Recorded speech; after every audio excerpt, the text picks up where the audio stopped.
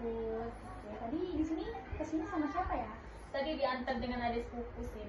Oh, berarti nunggu ya di luar Iya, ya dulu. sekarang. Ya Allah. Terus tadi kesini ada kendala atau lancar perjalanannya? Tadi cuma hujan saja sih Bu, tapi nggak hujan dan karena berhenti. Ya Allah, effort banget ya Iya. berarti sampai berhenti. Oke, jadi sebelum kita masuk ke sesi konseling ya Mbak Putri, di sini tuh saya memegang beberapa asas sebagai seorang konselor.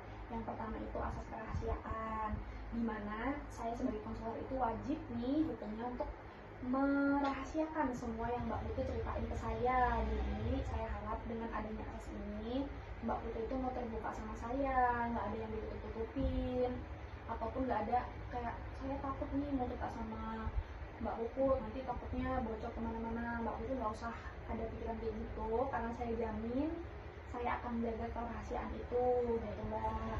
Lalu ada juga asas kesukarelaan, dimana di sini tuh saya benar-benar sukarela tanpa paksaan mendukung Mbak supaya Mbak tuh bisa nyelesain masalah Mbak.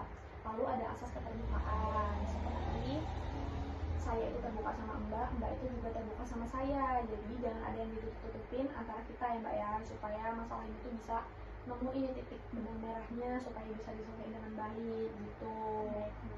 Oke, jadi saya kan udah itu tahu lah ya, Mbak Putri kan udah nge-WA saya kalau misalnya Mbak Putri ini ada masalah grogi dan kurang percaya diri nih ketika presentasi di kelas, oke kan?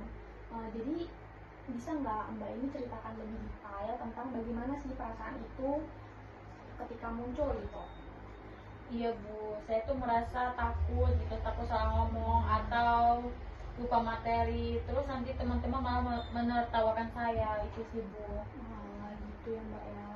Jadi Mbak itu punya ketakutan yang berakar dari takut dihakimi atau dinilai negatif dari teman-teman dan guru ya? Iya betul banget Bu, karena saya tuh merasa saya takut tuh semua mata tuh ke saya, tertuju ke saya gitu. Saya tuh seperti kehilangan fokus gitu. Oke, jadi saya paham kok Mbak. Ini dua hal itu ya yang jadi fokus kita ya Mbak ya. Nah, yang pertama itu takut lupa materi dan takut kehilangan perhatian dari teman-teman. Kalau boleh tahu nih, biasanya tuh Mbak ini ngapain nih supaya materi yang Mbak pelajarin itu bisa tetap ingat saat presentasi? Aku biasanya baca-baca materi Bu beberapa kali gitu, poin-poin kecil dari PPT gitu. Aku jadi buat kertas kecil gitu. Oke, itu bagus sih Mbak. Itu adalah salah satu strategi ya pastinya. Mbak itu udah ada persiapan. Gimana kalau kita coba teknik relaksasi dulu Mbak sebelum Mbak ini mulai presentasi, supaya Mbak ini nggak grogi atau nggak panik gitu ketika mau memulai presentasi. Nih saya kasih contoh ya.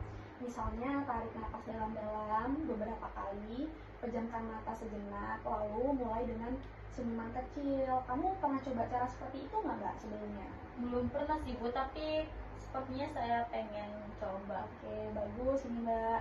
Kita bisa coba ya Mbak ya, latihan berbicara di depan cermin juga, atau sama keluarga dulu sebagai simulasi. Jadi kalau di depan cermin kan kita bisa melihat nih muka kita langsung gitu kan. Jadi itu tuh ngebantu kita untuk melihat nih gimana sih penampilan kita, gimana sih kita kalau misalnya kita presentasi di depan kelas gitu. Lalu itu Mbak itu bisa mulai juga dengan tadi simulasi dengan keluarga. Mbak bisa belajar, misalnya nih adik Mbak tuh jadi teman-teman kelas Mbak presentasi di depan adik Mbak, itu bisa ngebantu simulasi supaya Mbak tuh ketika besok presentasi di depan kelas itu lebih tenang dan gak grogi dan lebih ada persiapan gitu di dirinya gitu. Baik Bu, aku rasa itu lebih bisa membantu aku sih Bu. Oke, selain itu nih, Mbak tuh harus ingat teman-teman dan guru ini sebenarnya tuh mau Mbak itu sukses kok. Nggak mau ada yang ngetawain, kadang mereka itu juga mendukung, tapi Mbak ini terlalu fokus sama ketakutan itu. Jadi bisa kita coba ngebuat afirmasi positif yang bisa kamu ulangi sebelum dan saat presentasi. Misalnya nih, Mbak tuh mikir atau Mbak tuh berpikir, aku siap dan mampu menyiapkan materi ini. Gimana Mbak kalau misalnya mau coba buat afirmasi sendiri? Iya Bu, aku mau coba, nanti dia siapa tahu bisa aku pakai kan. Oke, hebat sih Mbak. Semoga dengan latihan teknik, relaksasi, dan afirmasi positif ini kita bisa membuat nih Mbak ini lebih percaya diri ya. Gimana kalau kita rencanakan jadwal latihan presentasi selama beberapa hari ke depan Mbak? Kalau Mbak mau ya, aku bisa bantu nih buatkan juga. Aku setuju sih Bu, aku siap mencoba dan merasakannya dan senang juga Ibu bisa mendukung aku. Oke, bagus banget Mbak. Ingat ya Mbak ya, proses ini butuh waktu kesabaran. Jadi Mbak itu jangan nganggap diri Mbak itu sendiri. Di sini saya nih akan membantu Mbak dan mendukung Mbak.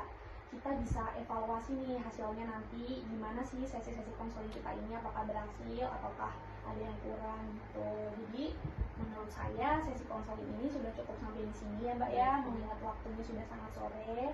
Dan saya juga mau berterima kasih nih sama Mbak karena udah mau jujur banget sama saya, mau cerita masalah Mbak dengan tanpanya rasa ragu ya Mbak ya. Oke, jadi sekian ya Mbak kalau gitu. Baik Bu, terima kasih Terima Bu. kasih.